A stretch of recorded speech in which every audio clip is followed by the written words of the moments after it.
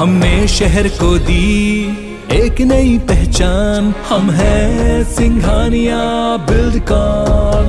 तो उत्तर प्रदेश में 7 में से 4 चरण के मतदान पूरे हो गए हैं। चौथे चरण में राजधानी लखनऊ और उसके आसपास की 59 सीटों पर 60% से ज्यादा वोट पड़े। वहीं 5वें चरण के चुनाव के लिए सभी पार्टियों ने जोरदार कैंपेन किया। बीजेपी की तरफ से पीएम मोदी समेत यूपी के सीएम और दूसरे वरिष्ठ नेताओं ने सभा की, जबकि समाजवादी पार्टी और बीएसपी के साथ ही कांग्रेस नेताओं ने भी पूरी ताकत झोंकी। ये रिपोर्ट आप देखिए।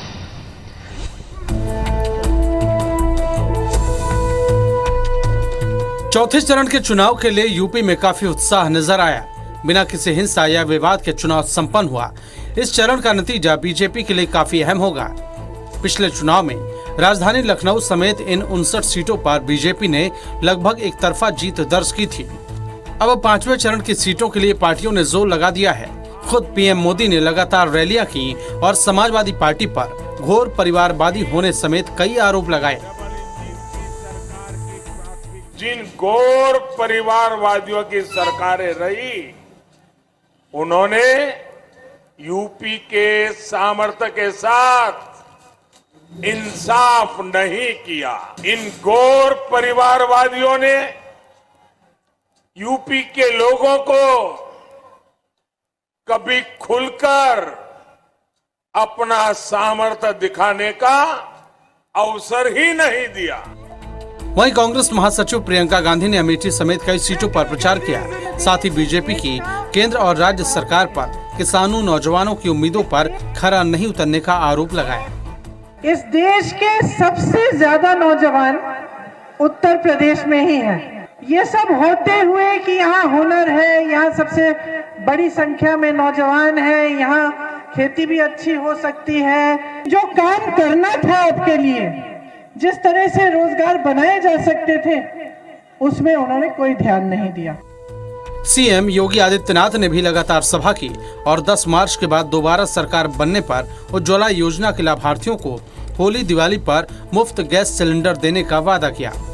इस दौरान योगी ने पिछली सपा सरकार पर हमला बोलते हुए कहा कि बीजेपी सरकार बनते ही बूचड़ खाने बंद किए गए और प्रदेश को माफिया मुक्त किया गया। उन्होंने जनता से कहा कि अगर आपने गलती से साइकिल की सवारी कर ली तो नए मुख्तार अंसारी और अतीक अहमद जगह जगह पैदा हो जाएंगे। हम गौ माता को कटने नहीं देंगे, अवैध बूचड़खानों को खुलने नहीं देंगे, लेकिन अन्नदाता किसानों की फसल को भी नष्ट नहीं होने देंगे।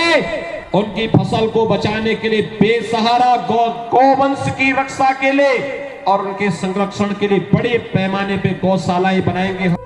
बहराइच पहुंचे सपा मुखिया अखिलेश यादव ने योगी पर तंज कसते हुए कहा कि जो कह रहे थे गर्मी निकाल देंगे, वो दूसरे तीसरे चरण में ठंडे हो गए हैं। साथ ही उन्होंने बीजेपी नेताओं पर झूठे वादे करने का आरोप भी लगाया।